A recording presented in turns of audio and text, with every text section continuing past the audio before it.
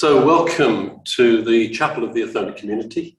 Well, I have the pleasure today of conversation with Brother Clark Berge of the Society of St. Francis, who's the guardian of Hillfield Friary, not so far from us, north of Dorchester. Now, some people write books about sport and exercise. Some people write books about world travel. Some people write books about their own personal struggles. Some people write books about spirituality. And Clark wrote a book that is all those things and more. And this afternoon he's going to reflect with us a little bit about the content of his book, Running to Resurrection. Clark, let's start off. Where were you born? Where did you grow up? Yeah, well, you can tell from my accent that I'm North American. I grew up north of Seattle in Washington State of the United States in a small town called Snohomish, Washington. And my mother still lives there. And so that's where I grew up and was educated at the Snohomish High School and Whitman College in Walla Walla, Washington. And then I attended the General Theological Seminary in New York from 1981 to 84. And I was ordained deacon in 84, priest in 85, and then joined the Society of St. Francis in 89 after 4 years as a chaplain in a private girls' boarding school and associate rector of an Episcopal parish in Tacoma, Washington. I think you've told that before. Yes. But what kind of family did you grow up into? Would they have imagined that you might have taken this path in life? Absolutely not. They were completely shocked when I said that I wanted to. First, it was a difficult pill to swallow when I wanted to be a priest, but then they finally reconciled themselves to the fact, well, maybe you'll be a bishop, and that would be fine. But then when I said after 4 years that I wanted to be a member of a religious order, I told them I wanted to join the Society of St. Francis. And my mother said, what's that? Is that some kind of a monk? And I said, well, yes, actually. And she said, my God, and left the table. She slammed the door. She was not happy. And my father said, does that mean you'll never get married? I said, yes, that's what that means. And you'll never have a job? And I said, well, I'll do work, but I probably won't have a job. And he said, that's kind of a pathetic life. So that the ringing endorsement. Absolutely. But they got over it, which was the most amazing thing. And so that was like in June. So we sort of had a standoff for 6 months, in which there was really almost no communication, direct communication between me and my parents. I would phone and they'd hang up. So I have a brother and 2 sisters who became my ambassadors plenipotentiary, and they sort of would push against that. So finally, they sort of managed to get my mother to speak with me and my father to answer the phone. And so I invited them to come to my home down in Tacoma for Thanksgiving, and they did, and it was okay, a little edgy, but then they reciprocated, and I said, may I come home for Christmas? Of course, you may come for Christmas. So I went home for Christmas, and at Christmas dinner, my mother, who never would propose toasts, I mean, that wasn't her thing, she left that to my father. But since she'd been the most difficult person in this whole thing, I think she felt it was incumbent upon her. So before we began our dinner, she held up her wine glass. She said, I would like to propose a toast, which made everybody stop because she doesn't do that.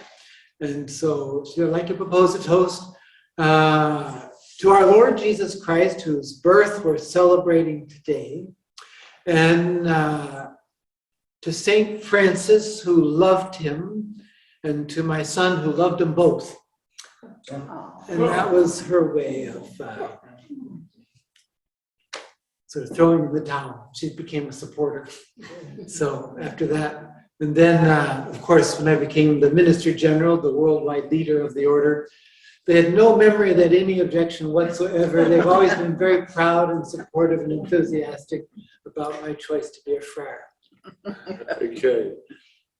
This book is quite a bit of it about running. Yeah. Yeah, and which you call a prayerful, playful practice, and you've run in an amazing variety of places around the world, as you read about it if you read the book.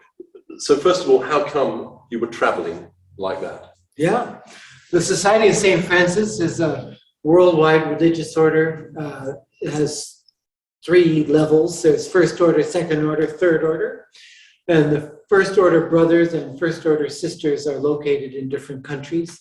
And so as the Minister General of the First Order Brothers, we had 5 provinces. So I traveled from the United States, the United Kingdom, Solomon Islands, Papua New Guinea, and then we have 1 province that has several houses in different countries. So Australia, New Zealand, South Korea, and Sri Lanka.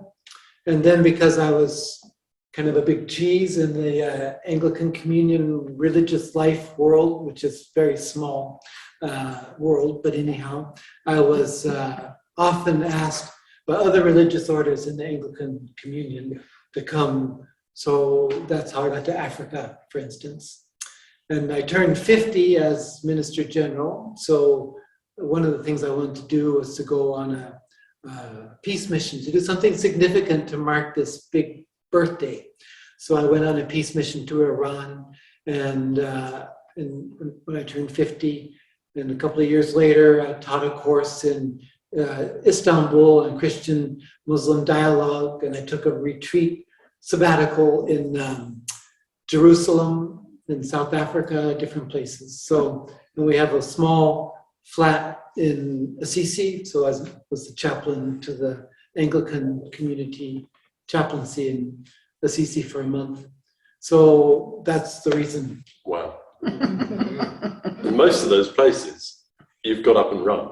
Well, yeah, absolutely. Yeah. Do you want to share just there are so many memorable bits in the book. Do you want to share just 2 or 3 really memorable times? Sure, I guess within your running as well as your general travels and ministry. The title of the book is called Running to Resurrection. It's a double entendre because of course, the resurrection of our Lord and new life and renewal. Yes, that was part of my running practice. But also, when I was in Papua New Guinea, the name of the cathedral in Papandetta is called the Cathedral of the Resurrection. It's 3 miles from the friar. And so one day I decided that's what I would do. I'd run from the friary to the cathedral and back again for my daily run. And as I set out, I was off by myself to begin with, but shortly I heard some footsteps behind me, and I turned, and there was 2 boys chasing me. And they had their names, believe it or not, was Philip and Morris.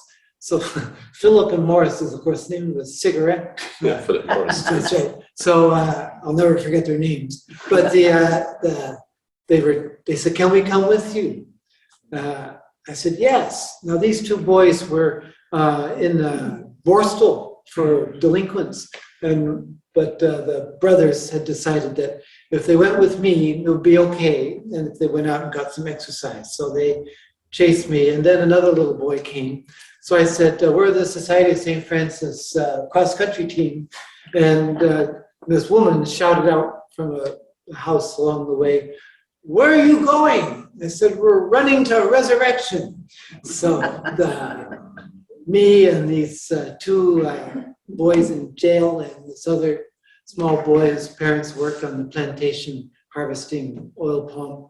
So it was, so for me, that was a kind of a real, well, captured a kind of a thing about being a friar and being in relationship with different kinds of people. We lived with these young men who were in the jail, or Borstal, I guess it was not really locked down, but it was,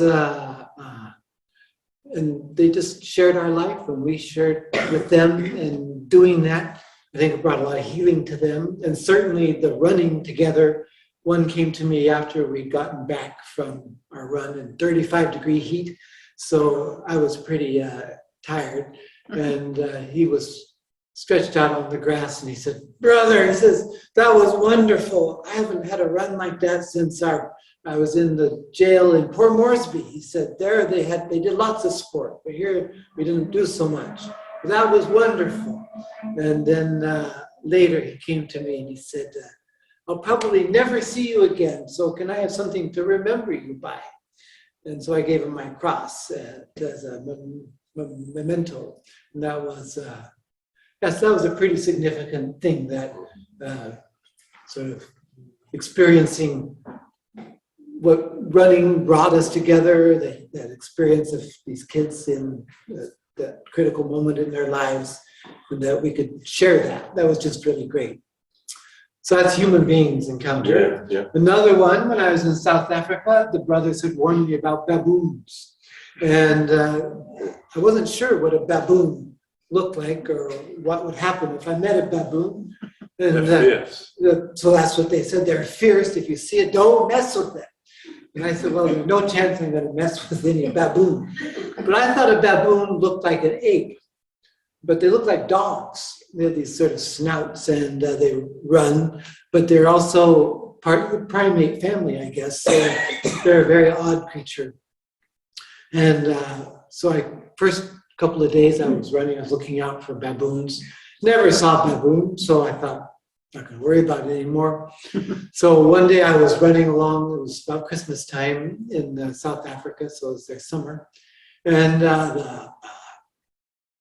I was just concentrating on my running, and I came to a sort of rounded a corner, and there was a baboon in the middle of the road. And so I stopped, and I thought, holy smokes. Not exactly what I thought, but I stopped. And then I looked up, and there were about 15 baboons, and they were all staring at me, sort of like, I'd been mugged a couple times in New York City, and just before you're mugged, your assailant is sort of sizing you up, and they're kind of looking at you, and they're saying things a little challenging sometimes. So these baboons were sizing me up, and they were kind of looking at me and taking my measure. And so I was wearing a red cap, so I sort of pulled off the cap, because I didn't know, maybe they were like bulls that chase red things, right? So I put it under my arm like this. And I said, no. And I sort of backed off. And as soon as I got some distance, I ran back to the monastery. I was staying with the Order of the Holy Cross in Grahamstown. But on the way back, I had a little twinge. I was remembering how Francis preached to wolves and birds and everything. So I thought, well, you're some kind of a friar. Why didn't you reach out to these animals, make friends with them? And so I thought, well, maybe next time. So I sat down and I thought, what would I say to a baboon? And I started to Google about baboons. And I found these wonderful stories about baboons north up in Kenya who had really changed their lives, these baboons. There was a pack of them where they're dominated by a very alpha male baboons, and there was a pile of rotten meat, and the baboons, the alpha males, found it and chased everybody away and protected that meat and ate it all, got sick and died. And so what happened after that was that the subordinate males, the ones who were sort of always hanging out with the female baboons and who were sort of delegated to help out with childcare because they were subordinate males, not the alpha males. So the dynamic changed. And so that the community of baboons began to live differently, and those subordinate males shared with the females. And so when other baboons came to join them, they were sort of indoctrinated. They had to accept this way of being. Any alpha male that came anywhere near them got chased away. 4 or 5 of the subordinate males would chase the alpha male away. And so they created a different kind of a baboon society. So I took that as my starting point. And in the book, there's a Christmas sermon to the Chakma baboons about that. So it's but it's sort of a reflection not only on that encounter and the challenge of St. Francis and Franciscan spirituality, but really a reflection on what you can learn from the natural world and how we're not the only species capable of change. And these baboons did that. And so I played a lot with the image of these subordinate males, maybe stretching a point to talk about maybe the role of gay people in society and that. But it was, yeah, so that was okay. So sure was. I've been near enough to baboons to know I really wouldn't want to go there. Shall we rewind the clock a bit, Sure. Back to earlier in your life? Because some people are runners and some not. My wife is a runner, I'm not. And some people run from childhood onwards and some don't, and I don't think you did. So what on earth got you into Lycra and trainers? Well, no Lycra, I don't wear Lycra. Oh. And I don't like clinging things. Okay. I like baggy. So it's, well, I stopped drinking in 1999, June 14th, and so I was trying to be a sober person. And So you were what kind of age? What stage in your life? I was 41 years old when I got sober.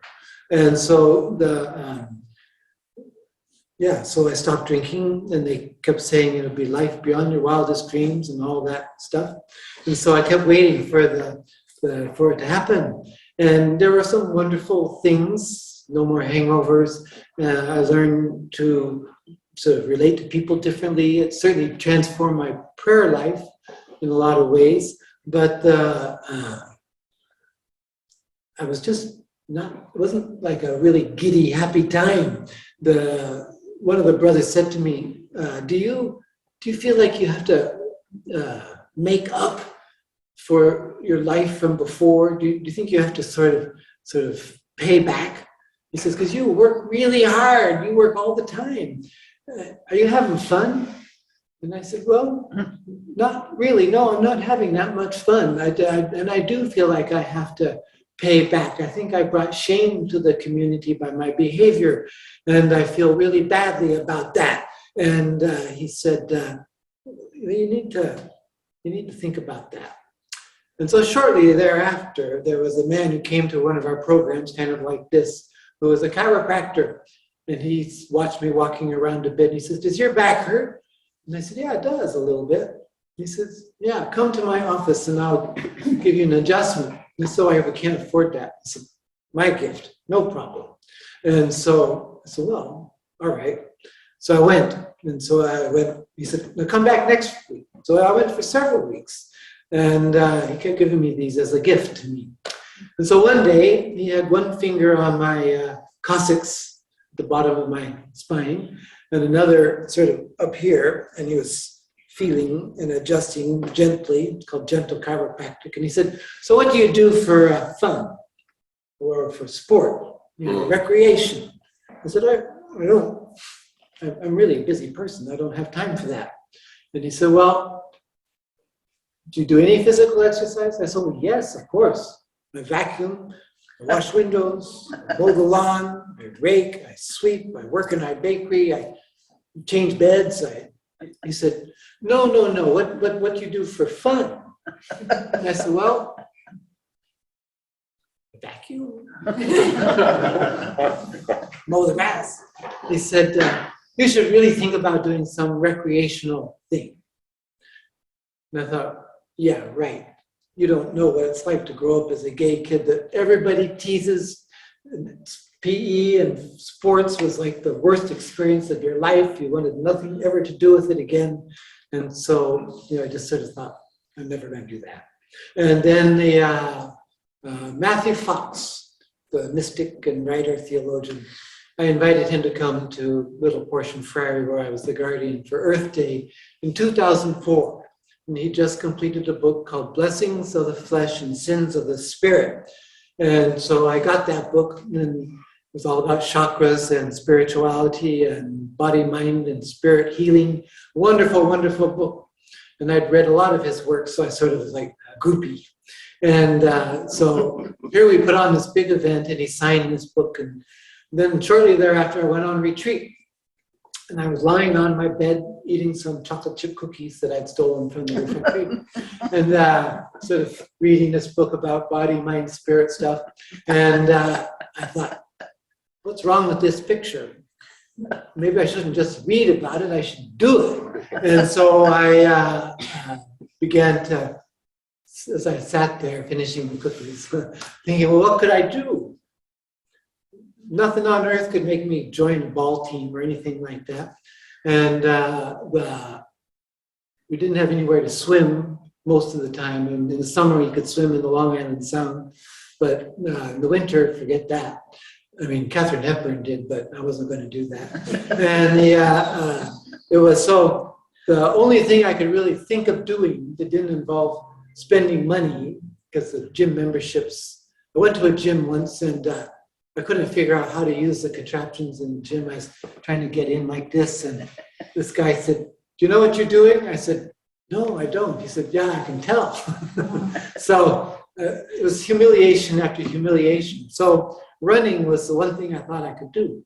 And so that was what got me. So I put on the wrong kind of shoes, the wrong kind of shorts, and the wrong shirt.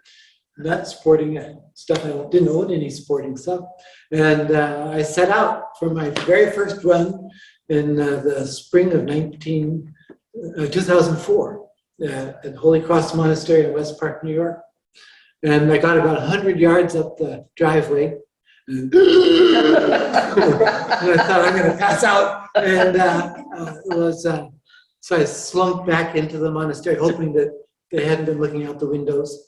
But the next day I thought, well, you're on retreat. You should try new things. Keep on. So I did it some more. And gradually I kind of worked my way up to about half mile. And when I got home from the retreat, I said to the brothers that I was going to start running. And they're like, oh, okay. We'll see how long that lasts. So that was the beginning of it. Great, and you're still able to run today? Yeah, I have 3 routes around Hillfield: 4 mile, 5 mile, 10 mile. We'll talk some more about Hillfield a bit later, I think. So there you were running, and you started off, you weren't in great shape by the sound of it. No, I was appalling shape. And I mean, I could vacuum and rake and all that, but I had no stamina for running. And also my brain was sending all these messages like, you look ridiculous, you are stupid, you shouldn't be doing this, and people are laughing at you. So I had to really quell, I had to tamp down on this negative voice that was going on in my brain to sort of give myself permission to really do it and enjoy it. Yeah. So,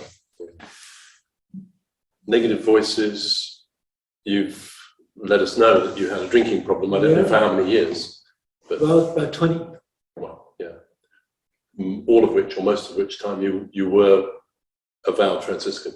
Well, half. Half, okay. Yeah. I joined the brothers when I was 31. Okay. And you've also alluded to the fact of being a gay man. Mm.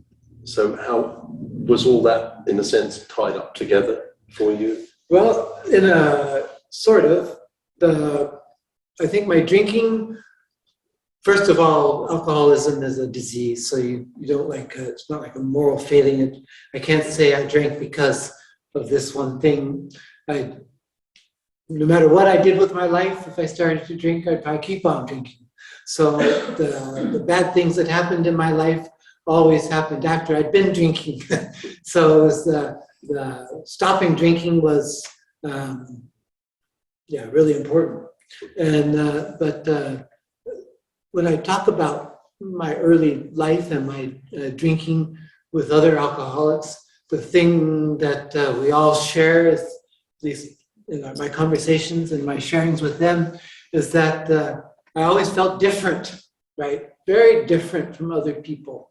And that had something to do with being gay, but also probably I've heard from other alcoholics who are not gay, who also had the same feeling in their life. They felt different. they felt outside, unappreciated, whatever. They just felt grew up feeling very awkward in their life. So when I got to college, that's when I discovered alcohol.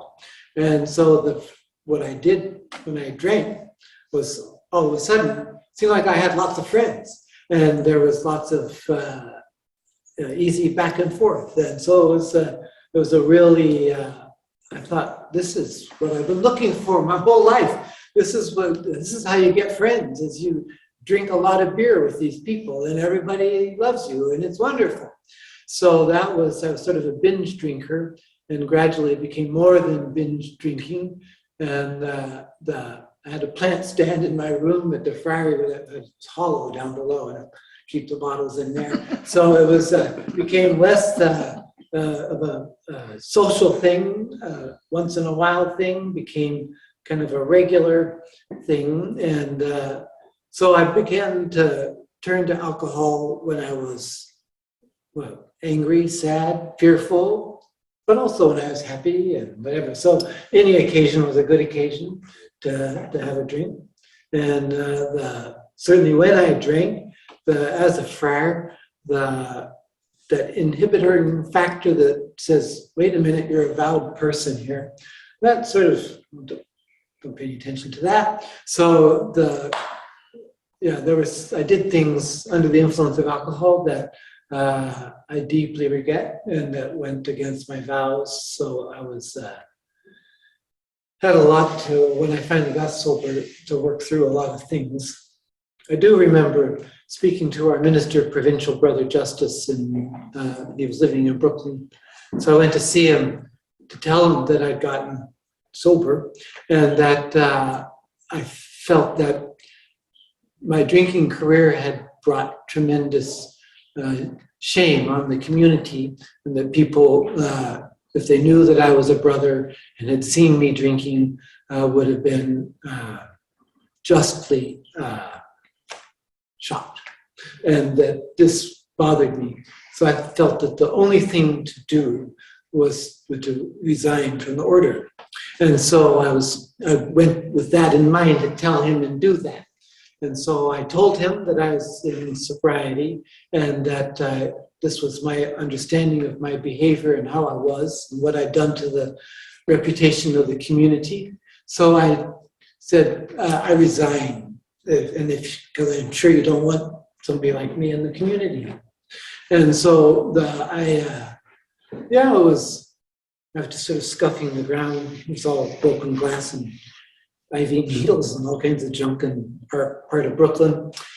And he didn't say a word until finally I looked up and he had tears in his eyes, and he said, well, now you're one of us. He said, we're all just a group of broken men, and now you're truly one of us. And he gave me a big hug and said how much he loved me. And not so many years later, it was the brothers who chose you to be their international leader. Yeah, 3 or 4 years later. Wow. That's quite something, isn't it? Yeah. Attitudes towards sexuality in society and the church have changed almost beyond recognition in our lifetimes. Thank goodness. There are still some grim places and grim shadows. But how's your experience of that been? Not just as a friar, but in a leadership role, and when you're having to travel to countries, for instance, where, again, attitudes and the law and things are rather different. And the churches, certainly, many churches are quite different in some parts of the world. Yeah, I didn't talk about it in Africa or Melanesia and places like that. It was just no point to bring it up. And but certainly in the United States and here in UK, I feel totally free to share that part of my life. Yeah. So I was invited to be one of the Grand Marshal of the St. Patrick's Parade for All People, which was because the St. Patrick's Parade that goes up and down Fifth Avenue, they wouldn't allow gay people to march. So a friend of mine started up one that was for everybody, especially gay people. And so this would go through Queens Boulevard. We marched right down there. So one year, Hillary Clinton and I were the co-marshals of the parade. And I was in my habit, and she was our senator of New York. And so a friend of mine who came to march with me on this after I did the opening speech, we were walking along, and he said, "Is that Hillary Clinton?" And I said, "Yes," because people would be giving catcalls out the windows as we walked by. And he said, "They're going to start shooting us any moment," he said. Oh my. Yeah, so nothing like that happened. But so no, I mean, that's different in the States, and I didn't or preach about it or talk about it. But one of the motivators for writing the book was I was approached by some people who were considering, asking me if I'd be the Archbishop of Melanesia. And I said to myself, if that ever happened again, I would want everybody to know everything about me so that we wouldn't have any horrible confirmation hearings. Yeah. So you're fully out. That's right. With the book, absolutely. And for the Society of St. Francis, has that just within the society, has that been a difficult transition over the years? Changing of attitudes? Well, in the American, I don't want to ask you to. so in the American province, it wasn't a problem. I mean, they were very open and liberal and welcoming and all of that. There wasn't, a lot of people were very.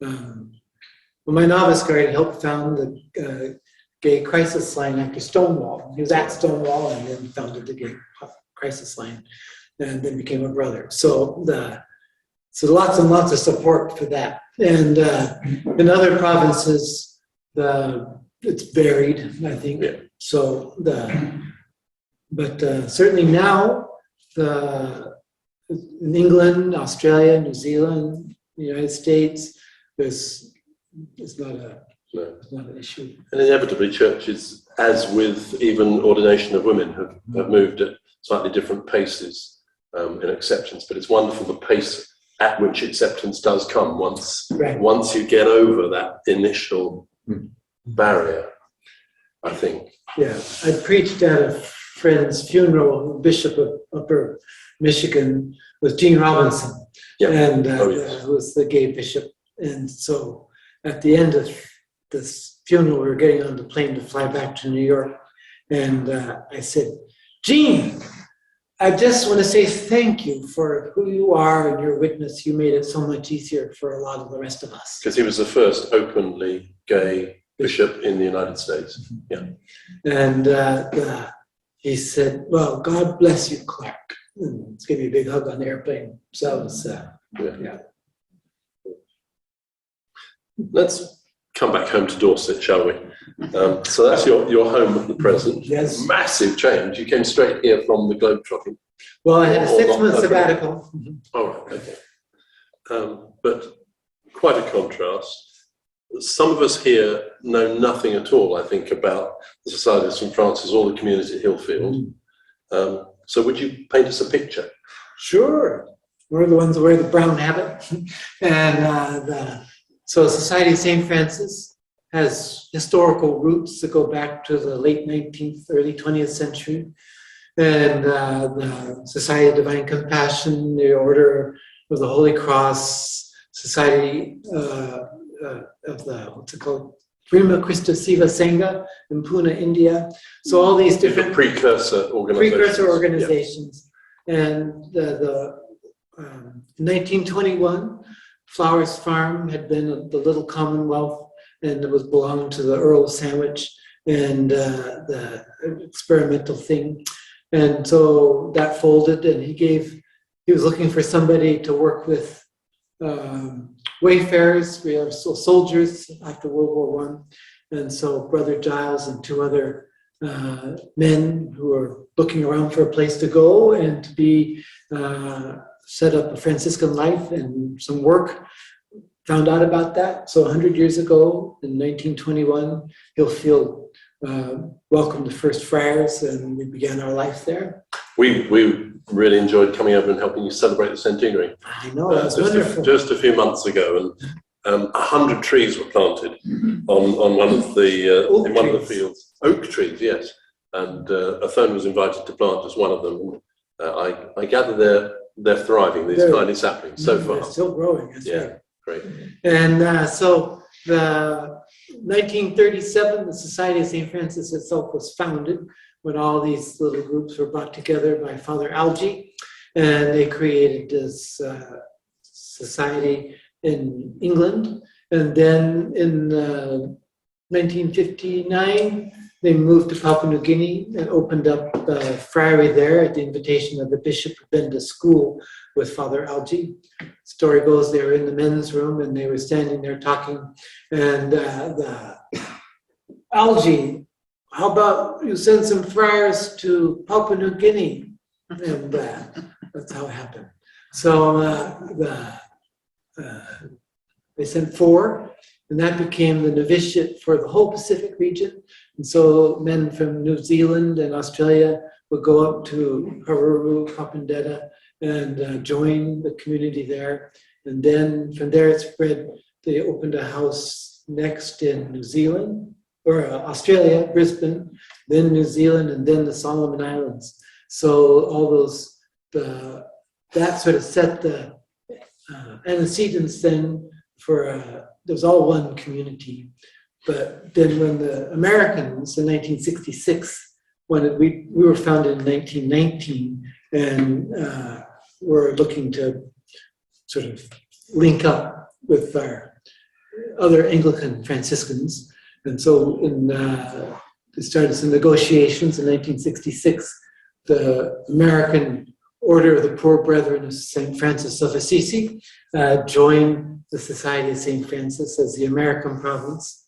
So then we had the English province, the American province, the Pacific Islands province, and the Australia New Zealand province. And so over the years, all that's morphed a bit. Well, kept kind of rediscovering the idea of Franciscan vocation in different parts of the world, and, yes, and coalescing, coming together. Yeah. And Franciscan vocation has changed in a sense from the early 20th century. Now we're in the early 21st century. But certain themes are the same. The working with the poor and the marginalized, the wayfarers and veterans in World War I. Here in America, it was more of a conventual life, but they did a lot of preaching, and they worked in the Navajo Indian Reservation, and they worked with recovering alcoholics. They did all kinds of work like that. In the Papua New Guinea, they worked with the men who worked on the plantations, harvesting oil palm, and so really involved with the poor people in Papua New Guinea. The same in the Solomons, but in the Solomons, there was more working with seafarers, working in prisons, and with sort of urban poverty. And so that was so all those are different strands. So basically, you've got a community where some of us feel a strong vocation for spiritual direction and leading retreats. Others have a strong vocation for doing social justice work. Others have a vocation for working in the environment and climate change. Of course, with a lot of crossovers and all of that stuff, but you can't say the Society of St. Francis is just one thing. No. But I've generally been told that a friary is a place that people go out from, whereas a monastery is more a place people come into. That's that a sort of general feel of it, yeah. So Franciscans have friaries. Mm-hmm. Now, I actually first visited the one where you live back in the 1970s. When I was very young, of course. In those days, there was a larger number of men in brown habits there. 24 or 30 probably. Yes, it was about that. And fewer other people living alongside. This specific friary at Hillfield has made quite a change since then. Yeah, it's unique in the world among SSF houses. So we've got 4 brothers who live there, and we have 24 other people ranging in age from 2 to 81 who live with us. And so we have a family of 6, mom and dad and 4 children, another family of 3, mom and dad and 1 little girl. And then we've got the 4 brothers. We have a man who moved there when he was 16, and he's still there at 81, 82, Keith. And we've got volunteers who've been there 10 years or longer, and ones who come just for 4 months or a year. So we're a mix. We can take anything. Our recruiting thing, looking for volunteers, is between the ages of 18 and 30 is what we're looking for in terms of our volunteer. Because what kind of work are you able to do that? Because I think that has developed a lot in recent years and quite deliberately has. Yes, the work that the volunteers do is planting trees, baling hay, laying hedges. It's a lot of heavy physical work. We have about 7 acres here. You've got 50 acres. 50 acres. Yeah. So like today, the biomass boiler needed chips. So the tractor did some, but then all the volunteers were shoveling for 3 hours of the wood chip to get it into the place it needed to be. And then had to go herd the cows, and then they had to come and plant out things in the garden. And then, so it's a lot of physical work. Yeah, you've got a biomass boiler because you've done a lot in terms of the environmental witness of the place and re-engineering for heating and. So we reduced our carbon footprint by 95%. Wow. Pause for applause, I think. The friary and the community there has really set a wonderful example. I think you received the first Eco-Church Gold Award. The very first one, yeah. But all that happened before I came as guardian. So I'm riding on the laurels. but it's very much continuing. This is the direction that's been set, and that conscious embracing of other people living alongside who share something of the Franciscan vision. They share the Franciscan vision, full stop.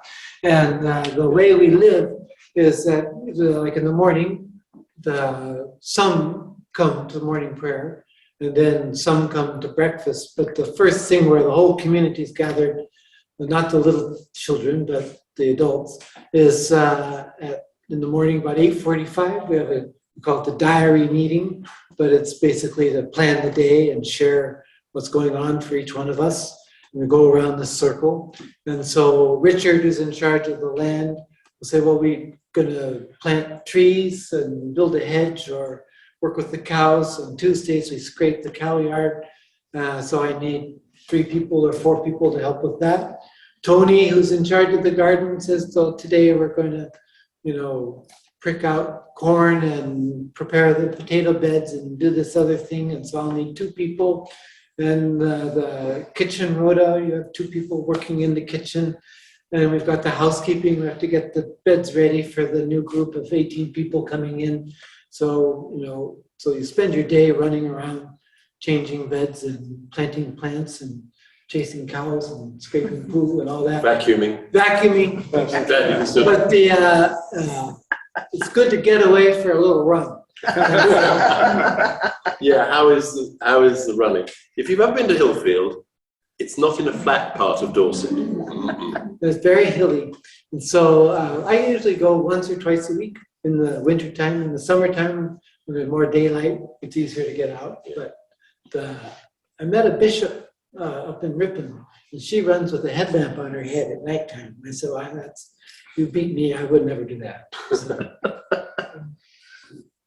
Clark, let's pause a moment and invite any questions or comments. We've got an audience of a couple of dozen to 30 people with us today here in the chapel. Anything they'd like to ask Clark or comment on? Yes. Well, the immediate question is, tell us how Hillfield is 95%, how it's...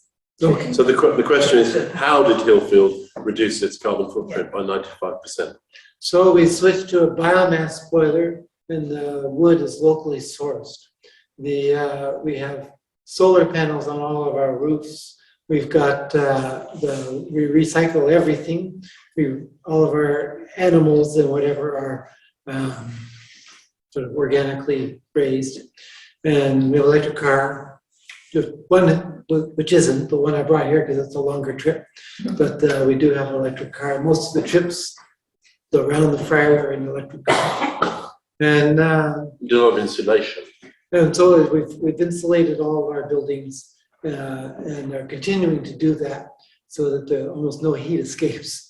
And so, yeah, that's. Thank you. Somebody else? Yes. Please, Hannah. I was just wondering, did you always have faith since a child, or did it come to you later on? Yeah, well, I've always had faith, but I've had different points in which it went deeper or it shifted. So my parents raised me as an Episcopalian, an Anglican, and I was involved in the church as a young person, acolyte, choir, then vestry member when I was 16, all that, PCC, I guess you call it here. And then when I went to college, I sort of said I'm going to take a break from all of that because I was just sort of pleasing my family, maybe. I was a good boy. And but in college, I lived for 6 months here in England and 6 months in Vienna. And it was during that time I had a profound encounter with a conversation with a person my own age, a young woman, when she was sort of challenging me about my Christian faith.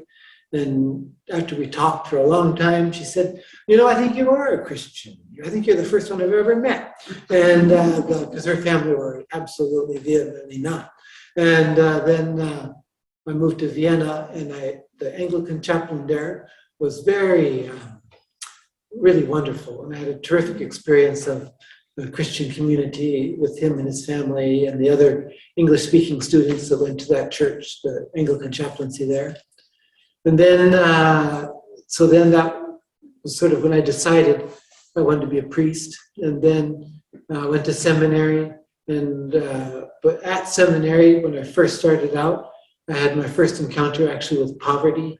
We went to work at the Catholic Worker, and I had to help cook a soup lunch for a bunch of homeless people.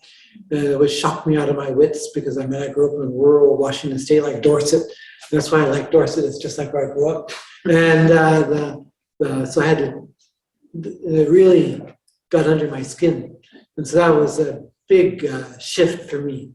I became involved with liberation theology, and I became involved with working for the homeless. So after I graduated from seminary and was ordained deacon, I moved into a shelter in Times Square and did that for 16 months. And then went and became the chaplain in this private girls' school and associate rector of a big parish in the West Coast, my home diocese. And so it was that experience of the homeless ministry that called me back and made me decide I wanted to be a friar. I told the people in my parish I wanted to go back to ministry in the shelters and the homeless. So that was another sort of inflection point. And then as a friar, I think it was getting sober was the big thing in my life. So I've had several sort of moments of conversion. St. Francis, and it's really a part of Franciscan spirituality, he says that life is ongoing conversion, that we don't just get converted once. But in his own life, there are many, many times when he saw more clearly what God was calling him to do, from rebuild the church to call a community together, to transgress boundaries of enemy, like going to meet the Muslim Sultan and trying to convert him, actually not converting him, but also having a conversation with him, and doing a lot of extraordinary things. And so I read a book about St. Francis on a retreat. Well, actually, it was a camping trip with a friend. And another friend had given me a book called God's Fool by Julian Green, who was a Frenchman. And so I was reading this book, she gave it to me wrapped in brown paper, which is how they used to sell pornography in the United States, wrapped in brown paper.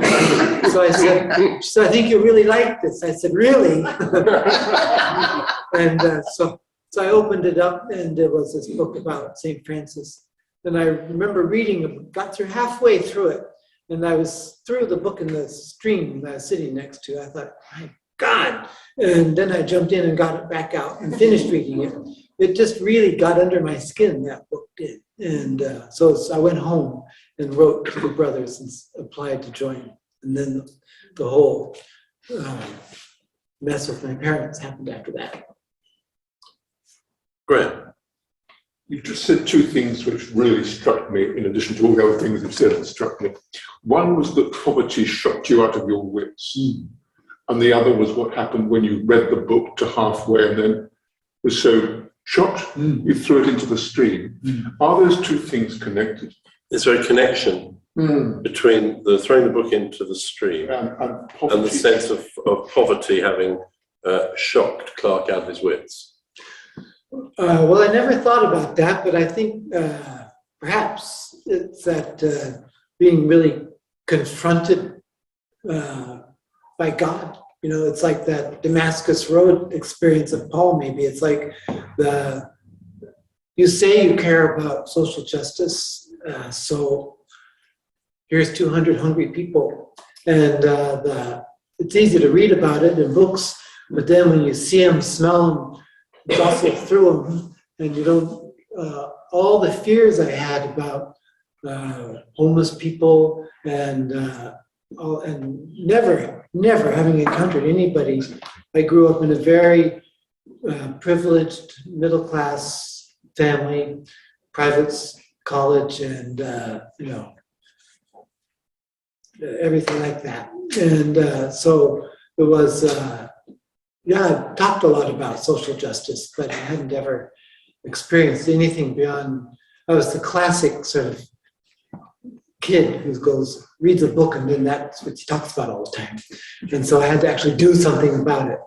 And with the homeless, and the book about St. Francis, I'd had some reservations about the clerical life, you know, driving because I'd had this experience living in Times Square, and it was quite a wonderful, powerful experience. Times Square in the 80s was not as nice as it is now, and it was a pretty desperate place, actually. And so I lived in the shelter with the homeless people. I cooked the soup, I did the cleaning, all that stuff. And I loved it. But my bishop said, if you want to be a priest, you have to come home and do some ministry in our diocese. So I did that. And there I was, chaplain to a premier private school for girls, and driving a nice car, wearing a tweed jacket, no pipe yet, but Heading that way. drinking martinis, and then the parish where I was had a lot of famous people, famous television people, and so a lot of wonderful parties and good food and lots of wine, and so it was. I began to wonder if this was some kind of a trap, I think. And because I remember when I read that book about St. Francis, my reaction was, that's what I want, right? That's what I want. It made sense to me in a deep way. But I didn't know if I had the courage to make the break. I didn't know if I had the courage. So that was the throwing it away. I think both things were about courage for me. And thanks for that insight. I just because poverty is getting closer to us all. Yes. More and more people in this country are becoming poor. And I, for one, am afraid that I won't be able to rise to the challenge of responding to that as it becomes closer to me. And you just use the word courage, and you keep using the word actions. You have, I think, spent some time among refugees just over the Channel. Yeah. Trying to get to England. Would you tell us a little bit about that? Yeah, in 2015 or 16, I'm getting to an age where the years, I'm not sure. But it was, I think it was 2006, January of 2016. A man, Johannes Martins, was a member of an old Catholic religious order, lived with the SSF brothers in Allenmouth, way up north in Northumberland. And he left, he decided, wasn't called to join SSF, he wanted to stay in his own community, and he wanted to work with refugees. So he went off and he started a Catholic worker house in Calais called the Maria Skobtova House, who was a Russian mystic. And then he wrote a letter to the provincial chapter here in the United Kingdom when I was visiting as Minister General, saying that he needed help and invited any Franciscan brother who wanted to come and live there, help out. He said, longer than a weekend. Don't just come and spend a weekend, but spend some time. Not tourism. That's right. So part of my being Minister General was every year for all 10 years, I took a month to do something that had nothing to do with administration or being Minister General. So I decided that that year, what I would do is I would go live in this Catholic worker house in Calais. The jungle had just been bulldozed, so there wasn't a jungle there. But the Dunkirk was still in full operation. But in Calais, the police had criminalized those who sought to help them, help the refugees. So when they picked me up at the train station, Brother Johannes said, so how do you feel about French prison? And I said, what do you mean? He said, well, they've staked out our house and they're threatening to arrest us. Oh, I said. And I said, well, I guess if you're in for a penny, you're in for a pound. Let's go home. So we went, and they didn't arrest us. But they're mostly Eritrean young men. One young woman was there during my time. And they were usually about 18, because at 18 was the time when the mandatory conscription in that country kicked in. The government required that every 18-year-old join the military service, and you joined it for life. You didn't join it for a period of time. And so there was this great exodus of thousands of young men every month leaving as they turned 18. And a lot of them, since they spoke English as a second or third language in Eritrea, so that they wanted to come to England. And many of them had family who were already in England, so they managed to get, well, one day, this guy named Mickey, M-I-K-I, I don't know what it was short for, but they call their clergy Papa. And nobody in my whole life had ever called me that. But he said, I was sitting having a cup of tea, and he said, Papa, can I tell you my story? And I was totally disarmed. I mean, a celibate person, nobody's called me Papa before. And so, yes, and I wanted to know him better anyhow. So on his birthday, his family sent him off, and they paid some human traffickers or transport people, and they left in a pickup truck packed with other young men fleeing Eritrea, and they went across the desert through to the South Sudan. But they would stop at night, and all the people who were being transported were put in a cluster, and then the others would stand around with guns pointing at them. And then they would carry on. And sometimes people would pass out from dehydration because they didn't give them food or drink more than just a little bit. And if they fell off the truck, they were left to die. So he saw these horrifying things getting to the Sudan, and then from the Sudan up to Libya, where he was then put into a prison for, I think, 6 months, and had to communicate with his family to get, I think, 6,000 euros. So they had to get all that money together for him to pay somebody to then transport him in a rubber dinghy across to Italy. And they got picked up by a boat. Fortunately, they didn't drown or capsize or anything. They got taken to the port of entry in 2016. I can't remember the name of it, but anyhow, where the refugees were put off. And a lot of English people will go down there and meet them and talk to them and help them. But if you were registered, whatever port of entry you were registered in, that was where you had to stay. And their goal was to get to England to be reunited with family. So they didn't want to be fingerprinted or have any documents or anything. So on their mobile phones, they'd learned from other people who'd done it what to do. He's telling me all of this. He said, so when they put us into this place with wire fencing, in the corner, people had shoved shoes in to make like a ladder up the corner.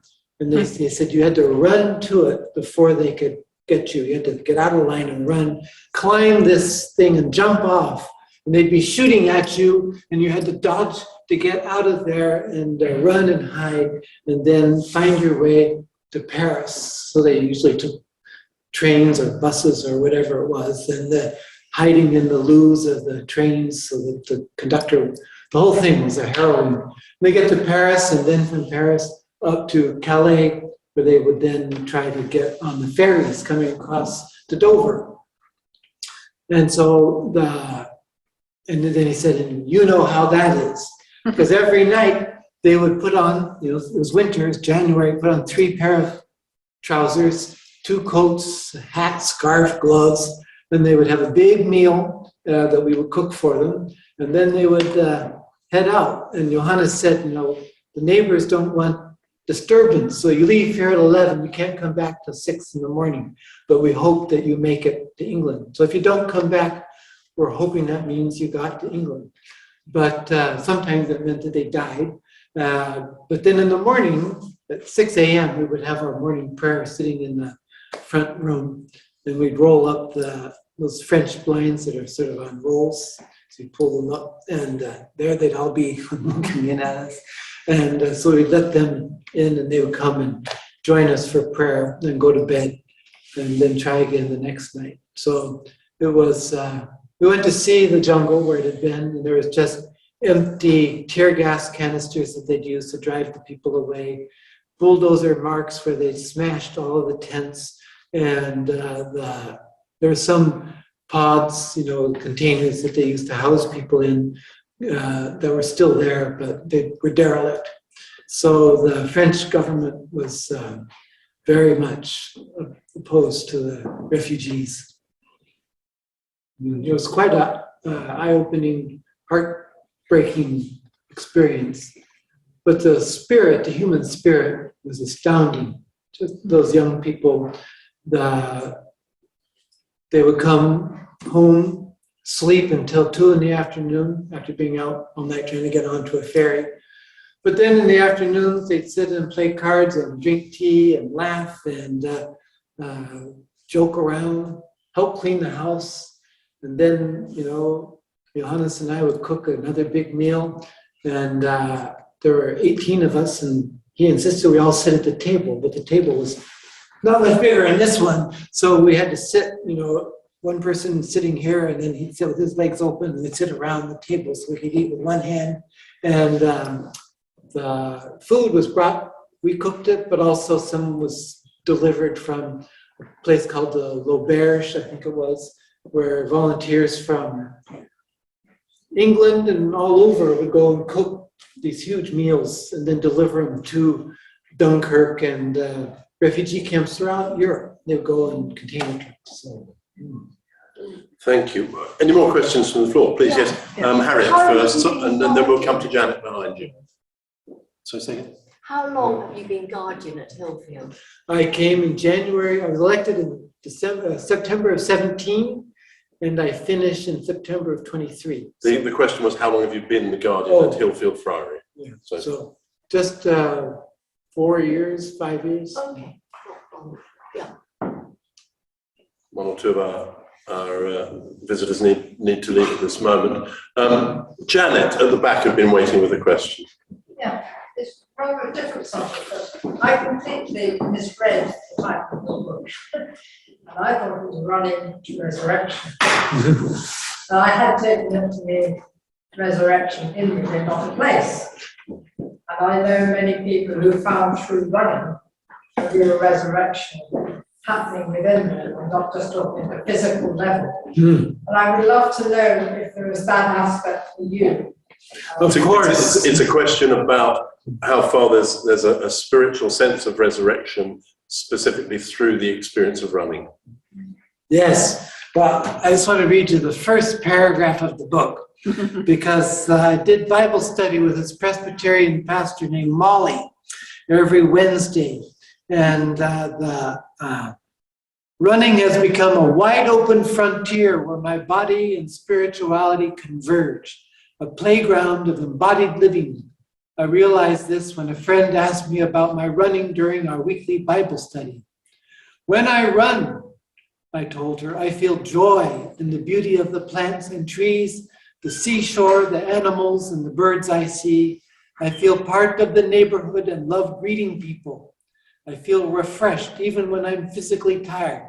I feel stronger, more lighthearted. Often I solve problems that are preoccupying me, if only to decide they aren't really problems. I can even shake off writer's block in sermon preparation. Molly looked at me for a moment and then commented, "That sounds like prayer." So exploring this prayerful, playful practice is the story of this book. And at the beginning of every chapter is a quote from Paula Gooder's book on body. And so the introduction begins with this.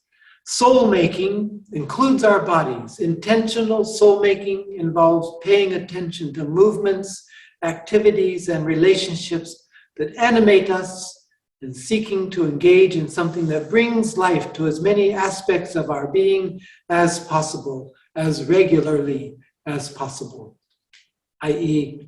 resurrection. I have one final question I'm going to ask you. You mentioned in passing that, of course, that there are sisters within the Franciscan family as well. And you mentioned the historic decline in the number of vocations, the number of people coming into vowed religious life.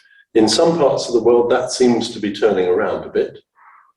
I don't know how far that's true within the Franciscan family, but do you have a particular idea of what the future for this sort of vowed religious life may be? There are first order sisters and first order brothers and second order sisters, and those are all pretty much in the developed world getting smaller and smaller. In this country, there's 30. In America, there's 7. In Australia, New Zealand, there's 16. Papua New Guinea has 16. Solomon Islands has 65. So the second order is 7 or 8 sisters in Freeland outside of Oxford. And then the first order sisters in America, there's 3. And in this country, I don't know, 25 maybe. So it's a small thing. But it is good. The Solomon Islands is, of course, fits right in with the demographics of other religious orders in the developing world. They're strong, very strong. But as I look at traditional vowed religious life, such as I love and enjoy as a member of the First Order of the Society of St. Francis, or I think that's probably never going to go away, but it's never going to be a mass movement. We're never going to have 5,000 brothers. We never did, but I mean, when Francis first started out, thousands and thousands of people joined. Oh, before the end of his life. Right. All over the world, yes. Right. So, but the third order, which is for men and women who live in the world and take vows, but their vow of chastity is one of fidelity, not celibacy, which my mother was really quick to straighten out with my father before he joined the Third Order. And, so it was, yeah. So I think that they will, Franciscan spirituality will continue to be a major player in the spirituality of Christendom, and that I think it's the message, the gospel message of the moment. Pope Francis, and it's what the world needs to hear is Franciscan spirituality. Yeah. Clark Berge, thank you so much. Remind us the title of the book and the publisher. It's called Running to Resurrection, the Soul-Making Chronicle by the Canterbury Press, the ones who do the Church Times. So. And it's tremendously well worth reading.